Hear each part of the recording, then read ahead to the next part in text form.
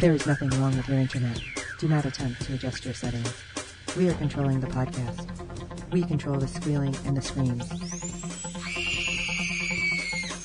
We can make your heart flutter, your eyes blur from tears, or sharpen your mind to crystal clarity. For the next hour, sit back. We are in control of what you hear. We repeat, there is nothing wrong with your settings.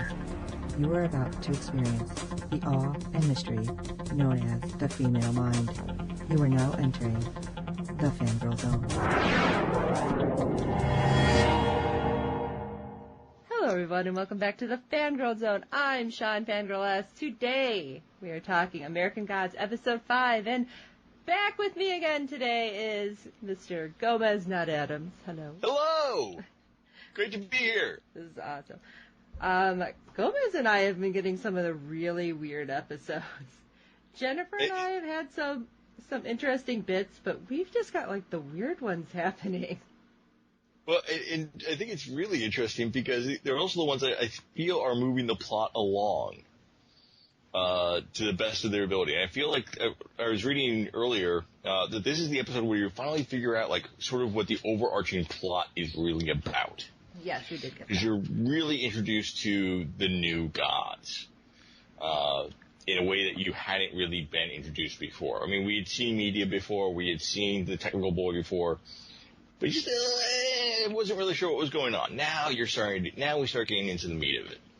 And I'm loving it. And let me tell you, and this is funny, my poor husband, okay, he came home, I don't know how this man deals with me sometimes.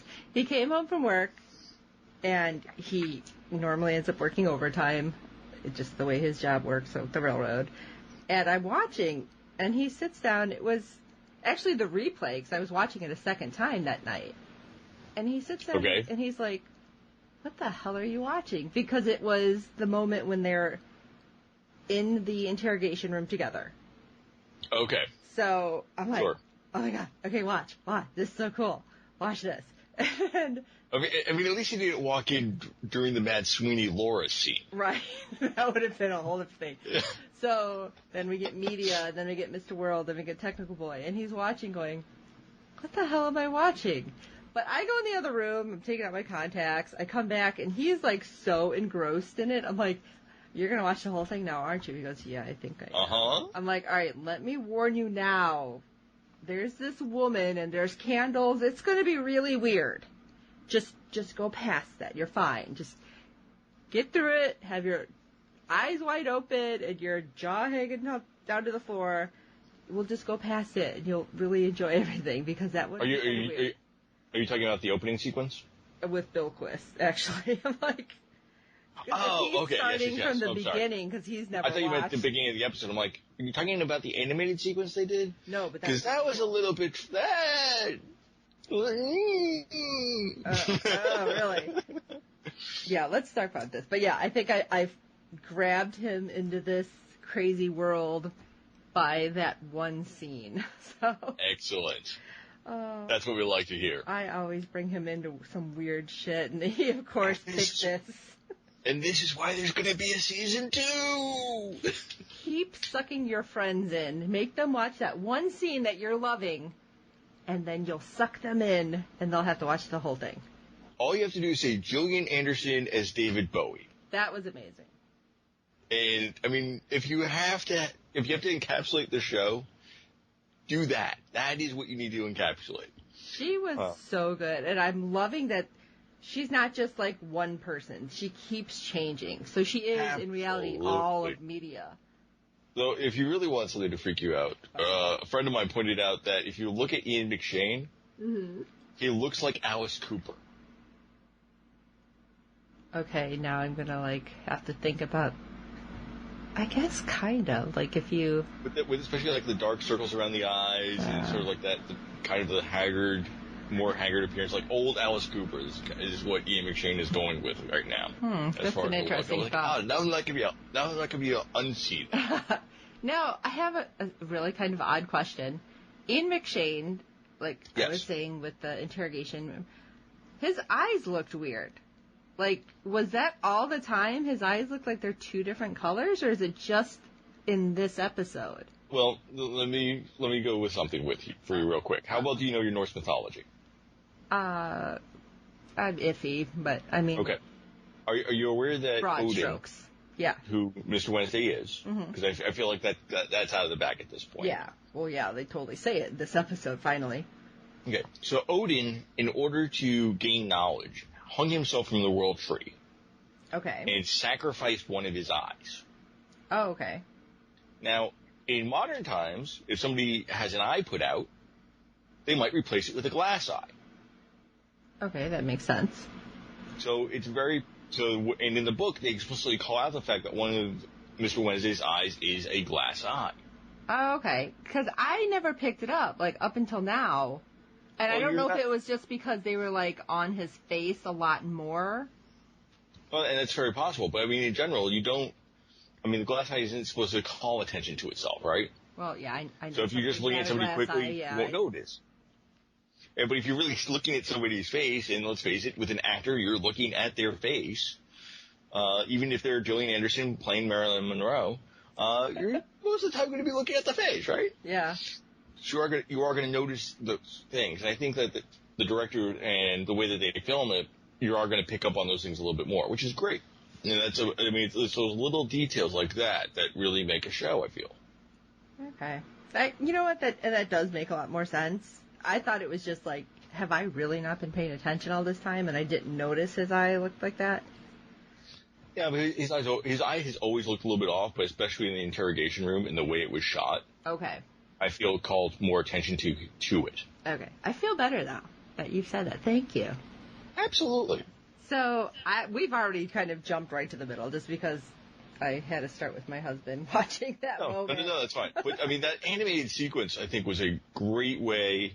Cause I watched the little bit they do the making of at the end, and they said we were trying to figure out how we would film this because it's essentially unfilmable. And the guy who directed the episode actually has a background in animation. Oh, okay. So he's like, I'll just animate it. They were like, okay. So they went with that kind of stop motion feel to it. And it worked, and I feel it really worked. It worked on one level. The problem is that I feel like if you were watching it and you hadn't read the book and you maybe can speak to this, it'd be really hard to tell what was actually happening. I just kind of assumed, kind of like the very first episode where we had the Vikings, that this was kind of another, backstory showing how one god is left behind and a new one is, I don't know, not taken over. Yeah, no. But accepted. There we And I think it was, in the book, it goes into a bit more detail. Okay. About that tribe and about the people and about the leaders of that tribe. So it's not just, I think we see all of maybe 5 people that are crossing that land bridge. Yeah. In the book, it's a whole tribe of people moving across. Well, I think they kind of alluded to that, though, at the end of the animation sequence when the children look back and they're, absorbed into the new tribe. Yep. But you had, in the book it was interesting because you had, the shaman, you had the old leader, you had the scout who was a woman but dressed like a man and took a young bride and lived as a man. Oh. Which I think was an interesting take on it because there are those traditions in Native American and First Nations where having somebody who was transgender was actually an accepted part of that society. Okay. And they were viewed as sort of that magical being, which I think always thought was really interesting.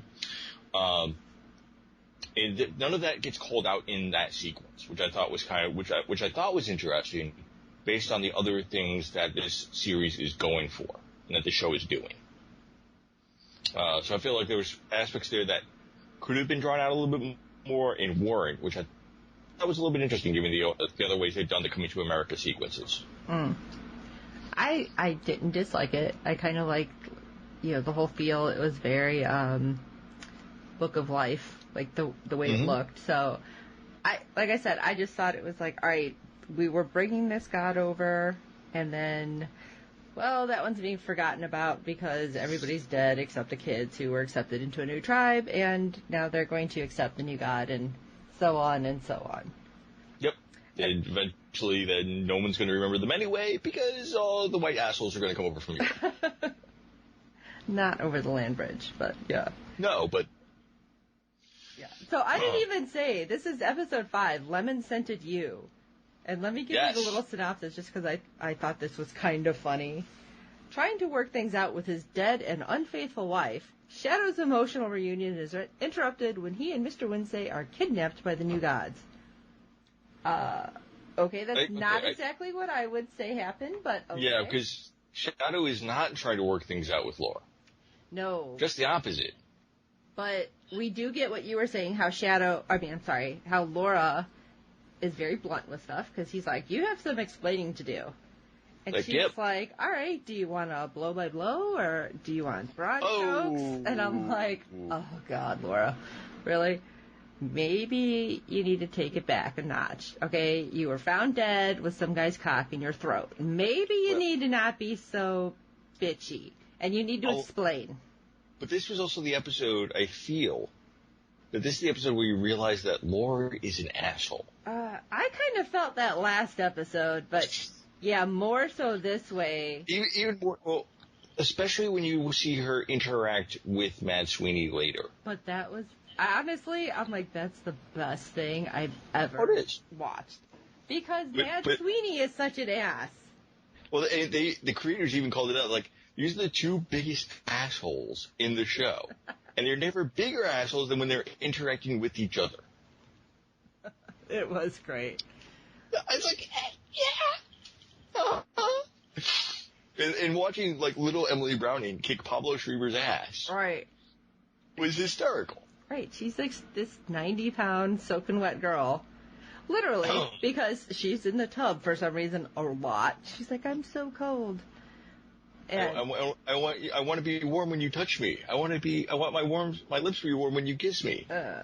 Yeah, I don't think I can get past the you're dead part.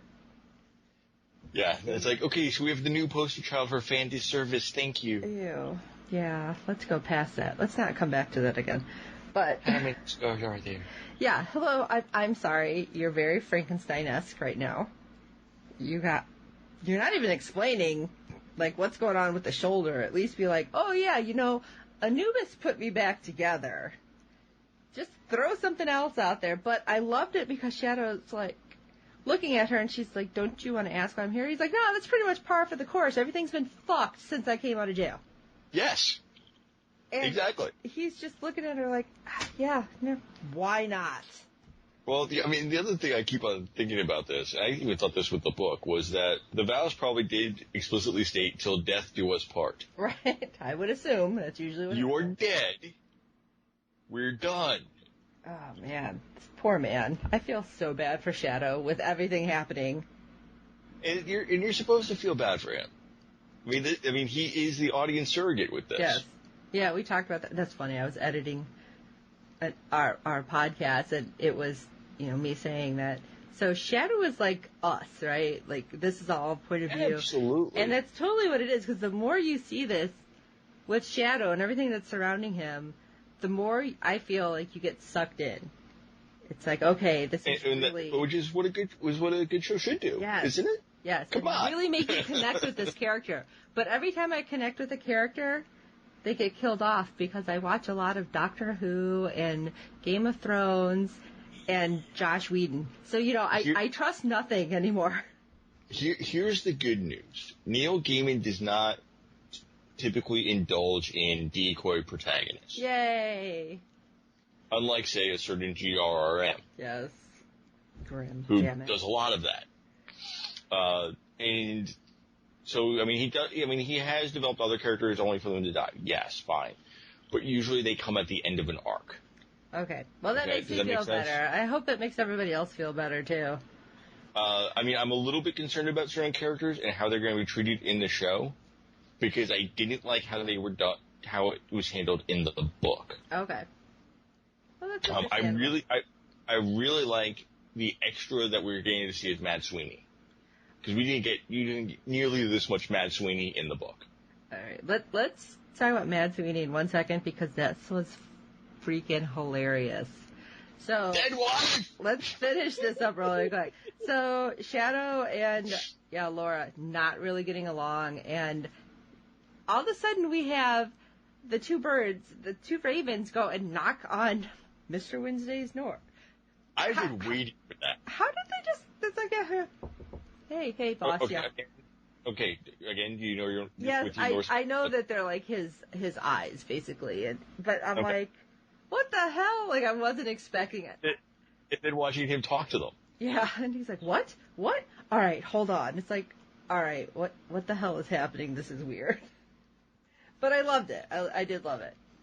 So Wednesday goes down, knocks on Shadow's door. I love Shadow's like, oh, hey, yeah, no, I'm tired. Just go ahead and get a drink. No, it's cool. I'm fine. And Wednesday, just, what is that? Cat piss and what? Cat piss and ammonia? Formaldehyde? Oh, formaldehyde. I was like, what the hell? It's like, it smells like a dead corpse in there. Oh. Hell. And, Funny story. But I kept thinking, because, again, Laura's back in the tub and, like, hiding under the water. Why the hell is she doing that? Whatever. But why is she not piping up with why she's back or how she's back? I mean, she does kind of say that you gave me a gift. And he's like, oh, the coin, and that was it. And I don't remember if it was something I read or if you or Jennifer had said it, that it's different because in the book it's a necklace that the coin ends up on. She wears it around her neck. Oh, okay. As opposed to actually within her. Yes. Now, obviously, if it's in her, it's harder to just, take it off of her. True. But poor Shadow and Mr. Wednesday all of a sudden get nabbed by some cops. And it's like, where the hell did these people come from? And it gets weirder when they show the quote-unquote evidence. And it's like, that's not from a camera. Yeah, it's the God's eye view. It was so strange. But let's get back to the hotel, because they get carted off to interrogation. The local police department. Jail, because... It was the local police department, though. In the backwoods, apparently. But then we get Mad Sweeney, yes, busting into the hotel room, just basically being a dick. Yes, screaming, dead wife! And then he meets up with somebody who can kick more ass than he can. And do you think that is just because she has the coin? Or because he doesn't? Kind of a little of both thing. I'm just going to point out the fact that she did kick somebody's balls up into their throat. Who is not Mad Sweeney. That's true. So I think that, Laura really is supernaturally powered. Okay. And is not somebody that is to be trifled with in any way. Obviously. She did punch through somebody's torso. I know, but I didn't think those were, like, people. They were, like, they were faceless. It was weird. I didn't know what they were, but there was a lot of blood, so who knows? But evidently, she's got a little bit of strength within that frame. Yeah. As we evidently saw the fact that she could flick Mad Sweeney into a wall. That was pretty hysterical. She breaks his finger, and then she's stepping on it. And the whole time, he's just, like, screaming at her. And not saying her name, just dead wife. And just the facial expressions were hysterical. Okay. Which I know is terrible to say that somebody's getting beat up, but it was so damn funny. It was. It was pretty fantastic. And then, of course, Mad Sweeney goes a little bit crazy. And he starts talking, like, hard shit. I'm sorry. Because if you're trying to get something from her, because he needs his coin back, he's like, I'll give you all of these. And she just comes to the realization that he can't take it from her. Even though he was able to see it because he, like, looked in her mouth or whatever, which was weird. And she's like, oh, I have to give it to you. Well, it's inside me. And then he starts with the shit talking, like I said. Oh, well, keep taking them baths. Go ahead, because your connective tissue. It's all going to dissolve, and you're going to fall apart. It's going to pluck it right out of your torso. And I was like, ew. That's like all I was thinking was like, that's going to be gross. She's going to be like serious zombie, like all of a sudden like sliding off. And I really hope that's not what they're going with. But one can only hope. Then all of a sudden it's like he gets mad and they end up going through the glass into the bathtub. I think we have already established that Mad Sweeney is not the brightest light that ever shone. Yeah, that's true. He's funny. And then the police bust in, because obviously somebody called in a noise complaint. Well, yeah, I mean, you heard all the screaming, and it was mostly Mad Sweeney because he was getting the shit beat out of him. Yes. And Which then, was funny. he realizes that, look, no, look, she's fine. She's breathing. Wait. And I'm like, you're an asshole, dead wife. Okay, first of all, you're calling her dead wife when the cops are putting, cuffs on you. Maybe say something else. And then at least the smirk we get from Laura, so that was kind of funny. Yes, but yeah, fuck you, dead wife. Like, oh yeah, that's gonna go over great. Right. Yeah, that's fine. Nobody thinks that's weird. Yeah, good job there. Oh yeah. So let's jump back to the interrogation room because. But I will say my biggest fear is that season 1 is all we're gonna see of Matt Sweeney. Oh no. I'm liking him just because he's like. I know. So stupidly funny. It gives me a whole new respect for not just the character, but also Pablo Schreiber as an actor, and being able to embody this character. Because he's been in other stuff like, yeah, fine, whatever. But I think this could very well turn into a breakout role for him. Okay. Yeah, I just love it. What happens at the end too for him. It's horribly funny. Oh, this poor guy. Oh. It's almost slapstick with him. He cannot catch a break. Right. But I mean, we also see that Laura is really remorseless in everything except for Shadow. And I still don't feel that she has, kind of that come to God moment, so to speak. I think it's very interesting to see this because Laura is obviously a toxic person and was so even before she died. Right? Right. So I almost feel like Shadow is overall better off without Laura in his life. Because she's the reason why he ended up in prison in the first place. Right. She fucks his best friend. She comes back to life and is following after him, but it's only so that she can then feel alive. Not really for anything to benefit Shadow per se. Right. It's just for her. Saving him from the lynching, obviously. Well, that was good. Yes, but I also feel like that's still a self-serving action on her part, even though it is saving his life, right? So she's not really interested in what is necessarily best for Shadow, but what's best for Laura. Okay. I can totally see that. Which I think is actually a really interesting way of looking at it, in that Shadow is really the better half in that relationship in so very many ways. And a lot of times I feel that we don't see that we usually see the gender flip version of that, where it's the woman who's the better, more, I don't want to say saintly necessarily, but usually the better person in the relationship. And it's the guy that's the toxic asshole. And here we're seeing the gender flip version of that. And I kind of like the fact they did that. And, but she's one of those people, like, right now, I feel like she, other than the fight with Matt Sweeney, I feel like she has no, like, redeeming qualities. I mean, she kicks open her, she's locked up in the morgue. Yeah. She kicks open the door, kills the poor mortician, and she's like, eh. Right, like nothing. I was just doing his job. I mean, there's nothing that this guy was doing that was wrong, and he's dead, and you're like, oh, well. Although, let me say, and this was all over Twitter the night of the show, I've never been more happy to see two hands up on top of a desk when you're looking at pony pictures. Because that was the mortician. Because I was like, oh, God, no. What? No. I got really scared. I'm going to be honest. I was like, what? Please no. That's all I kept saying. Please no. Please. Oh, there's both hands. Okay. It was like a big sigh of relief. Because, I mean, we've seen weird shit. Let's not play. Absolutely. We've seen weird shit in this show so far. I was just very happy that we didn't see any more. The show decided not to go there. I'm glad.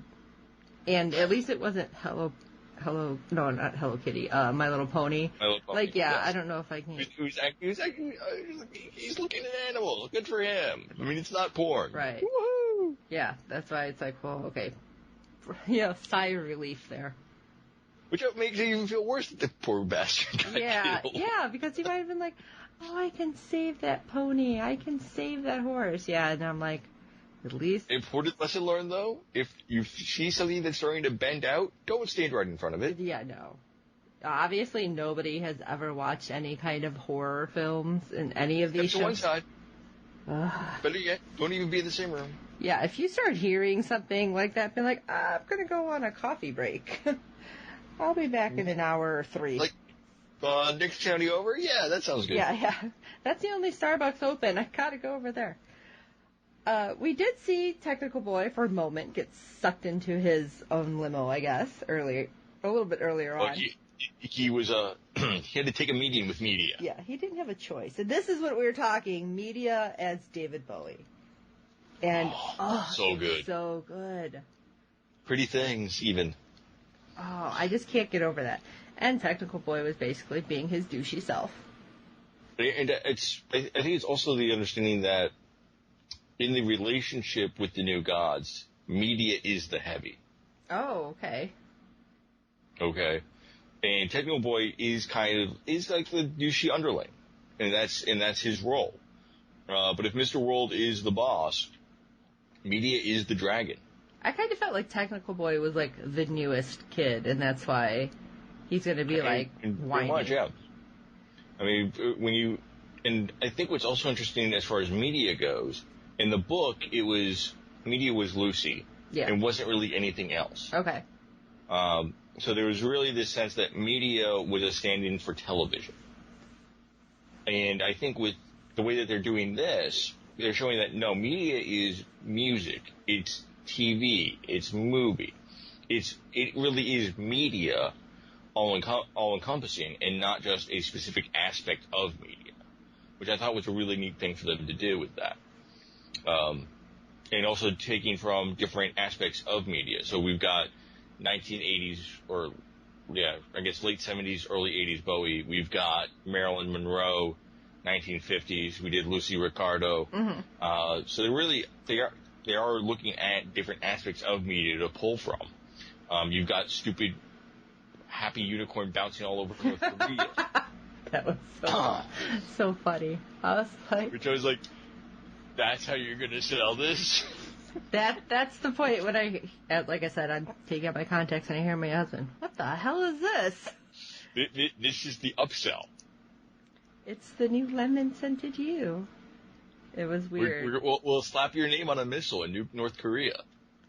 And then everybody will know your name again. Yeah, well, that's one way to do it.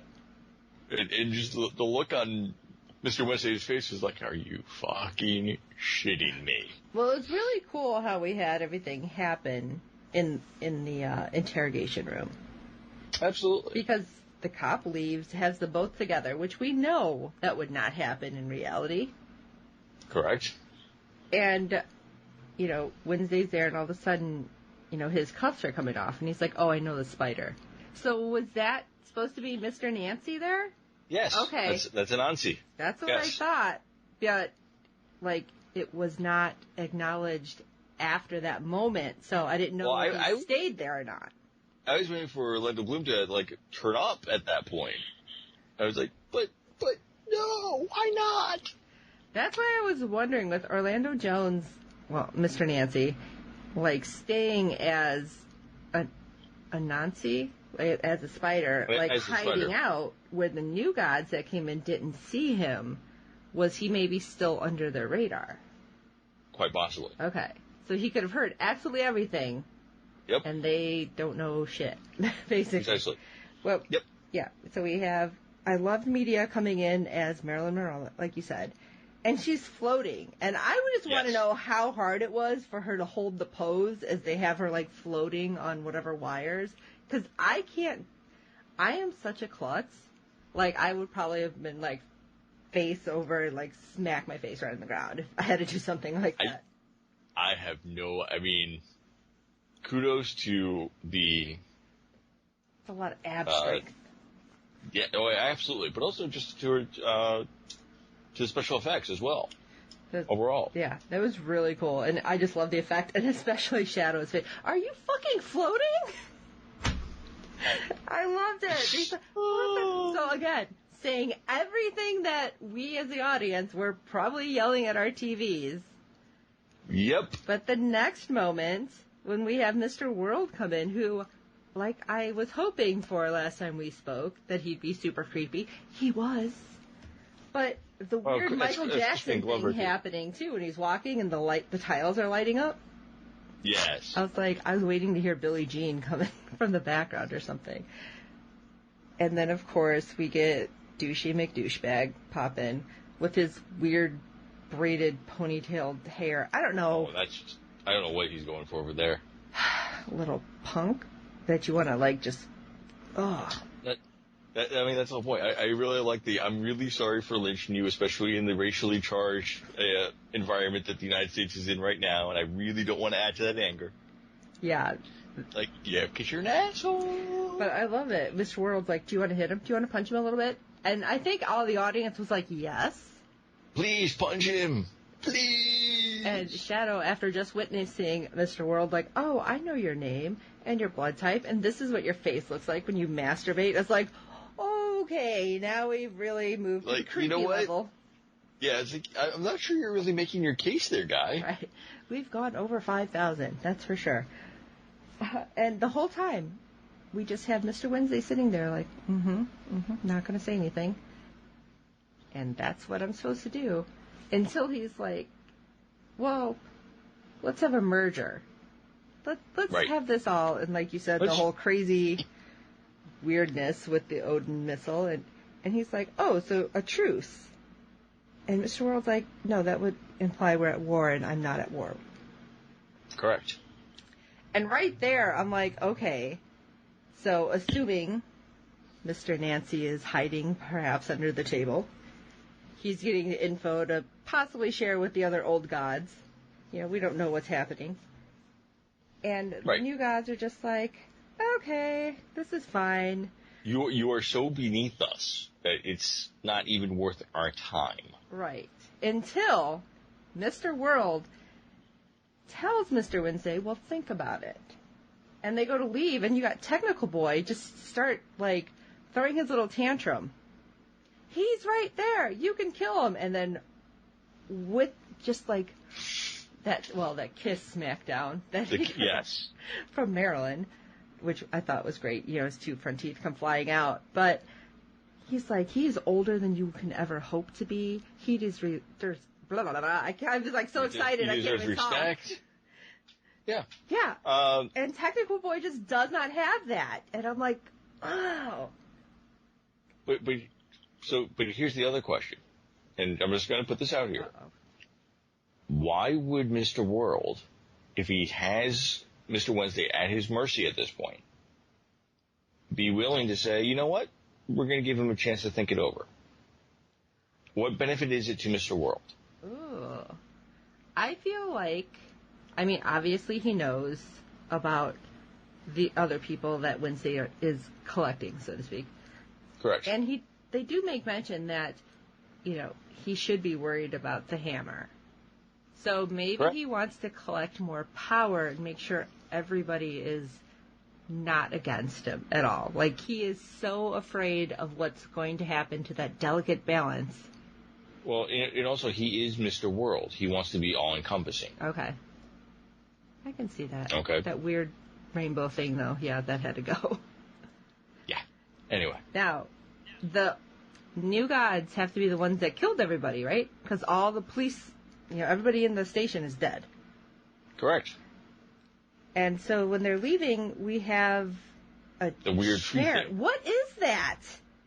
I have no idea. Okay. I was hoping you can shed some light because that entire sequence was not in the book. All right.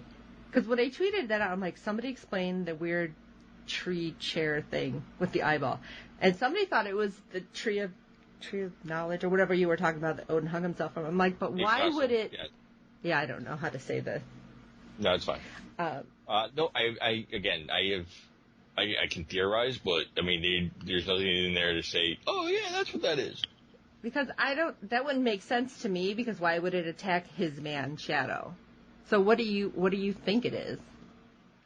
I think it's a way to drive Shadow closer to Wednesday. Okay. Because if it looks like Shadow's in danger, and the person that can protect him is Wednesday, it's going to drive Shadow closer to Wednesday. Oh, so you think maybe Wednesday had doubts of where Shadow was at this point? Well, I also think that Wednesday is playing his own game. Mm-hmm. Very much so. In that it's convenient to have people focusing on Shadow and not necessarily on what Wednesday's up to. So everybody's going to be sitting there going, why is this mortal important? Why is this Shadow important to Wednesday? So it's the long con. Absolutely. Oh, now that's looking at it a whole different way for me. Okay, so if Mr. World and everybody else is focused on Shadow and trying to figure out what kind of piece is he on the board. Okay. They're not necessarily going to be able to keep tabs on what Mr. Wednesday's doing all the time.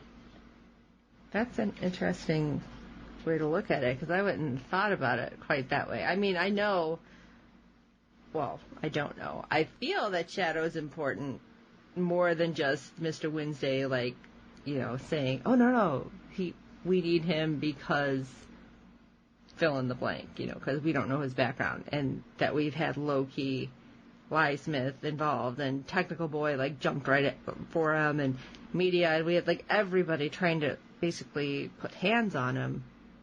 Right. So, but why? If he's just a con, why is he so important? That's so interesting. Okay, I'm glad you don't know what the tree is, though, because that was freaking me out. Yeah, other than something to be like, we need a way to get them out to make them really want to leave the precinct quickly. Right.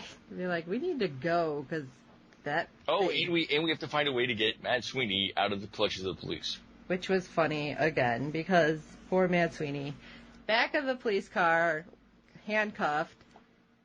All this crap is happening inside, and he kicks out the window. Which, come on, we know again, not possible with the way the back of police cars are made, but whatever. We'll give them this, creative freedom.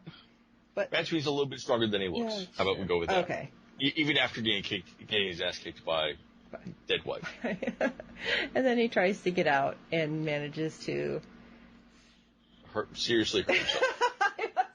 I felt that. I think everybody felt that. Because, I just God, no good. Slips. No bueno. I was like, oh. And then he's running off, still handcuffed. I'm like, oh my God. Sweeney! I would hope that somehow he ends up meeting up with Wednesday soon. Because what are you going to just run to Wisconsin with, handcuffs on? Knowing Sweeney, yes. That's going to be really awkward. Like, what happened? Oh, my girlfriend and I got weird and she left me like this. I don't know. You got to make up something at that point because somebody's going to see you. Man. I don't know. I think that was about everything because, yes, we get this weird interactions with people. And like I said, Crispin Glover totally creeped me out as Mr. World, which I fully expected him to. Yeah, I love the fact that they, when they were doing the original casting, they said, so who do you picture for Mr. World? It's like, oh, we'd really like if we get somebody like Crispin Glover. And then they got the phone call yeah, so you're having breakfast with him tomorrow morning. Like, what? And he ended up walking in, he gets off his bicycle in his velvet suit, and he does the whole hat thing at the meeting, too, when they were originally meeting him to do the casting. It's like, yep, okay, we found our Mr. World. Got it. Thanks. Oh, it's great, because he just has that weird, I don't know, it's like, it always kind of has that creepy kind of factor, I don't know. Yeah. So we still have some gods that we have not seen yet. So anybody that you're hoping to see soon? I'm still waiting to meet Jesus. Aren't we? We got to meet Jesus. And which Jesus might this be? Makes me. I think we might actually get to meet a couple of them. Oh, really? Yes. That'll be interesting. I didn't think that we might get more than one. Well, they mentioned more. I mean, we got Mexican Jesus, you got white Jesus, you got hippie Jesus. I mean, so I'm hoping that we get to see more than one Jesus. Hippie Jesus. Now, I know we're supposed to get Vulcan next episode. That's okay. Corbin Burnson. So that's Nice. really interesting because just from the previews, he seemed like he did not want anything to do with Mr. Wednesday. If you've noticed, most of the gods want nothing to do with Mr. Wednesday. Yeah, that's true. Xenobog wanted nothing to do with him. Well, that's because he was tired of him, but the Zoras didn't have a problem. Yeah, but they weren't really excited to see him either. Yeah, that's true. I'm still looking forward to seeing Easter. Kristen Chenoweth. Mm-hmm. We only have a few episodes. That's why it's like, oh my gosh, what are we doing? I'm really looking forward to seeing. I really want to see more Orlando Jones. Yes. Want to see, because we got that taste. Like, where is he? Come on, you can't do this to us. Give us more. So I guess you like that link to the shirt. I did. I love that shirt. I have to buy it. Anger is good. Anger gets shit done. I showed that to my wife. She's like, yeah, maybe in about 10 years you can own that. Yeah, I figured. I have children. Yeah, I don't. It's fine. I can wear stuff like that. I just can't wear it around certain people. I have to be careful. So, what he's talking about, there was a shirt from represent.com/Mr. Nancy, and I wonder if Orlando actually did this. Because profits are going to Make-A-Wish, Eastern North Carolina. So if you're interested, that was represent.com/Mr. Nancy. I really like that shirt. They are like $25 each, so that's the only thing I'm like, ugh, it's a t-shirt. It's a good cause, though. Yeah, it is. There's a bunch of them on there, too, with different causes, with a lot of the celebrities, so you don't have it. Maybe take a look. Take a gander. But I'm excited about these last three, and it's just sad that I'm saying the words the last three. So hopefully we're going to get everything we want out of this season, and they're not going to just leave us stranded about next season. Oh my God, it's going to be like a year until it comes out. It's not going to be out until 2018. I know. It's so depressing when they do stuff like that, but it's so exciting at the same time. I don't know. Maybe it's just... Absolutely. All right. So... like we have said multiple times, you can always find everything with Fangirl Zone at www.fangirlzone.com. You have our email, you have our Twitter, you have our Facebook, and you'll have all the podcasts there if you don't want to find it on every place else, but you're already listening, so you probably know where to find it. Yay! And, of course, there's Hollow 9 happening, which is where Gomez is a lot of time, but Gomez has the magazine. Yes, check out broadswordsandblasters.com. We do Pulp Appeal every Monday. We're actually looking for people to write guest articles for us as well. Just did a recent one on Happen Leonard, the Joe Lansdale series that is now, I believe, on, is that Sunday? No, Showtime is the series, which is a great, fantastic crime series. And yeah, we talk Conan, we talk Call the Barbarian, we talk Fafard and the Grey Mouser, and also talking about some more recent writers as well, like Paul S. Kemp. We've done recently. We talked about the creator of Perry Mason. So yeah, lots of really cool stuff going on, and we're putting together issue 2 of our magazine, which will be due out in July. So make sure you look for that. But until then, you can listen to us talk about American Gods right here on the Fangirl Zone, and I'll probably drag Mr. Gomez into a few others if he's not kicking and screaming. So. No, not at all. This is fun. Come on. So, until next time, I'm Sean Fangirl S. And Gomez, not Adams. And until next time.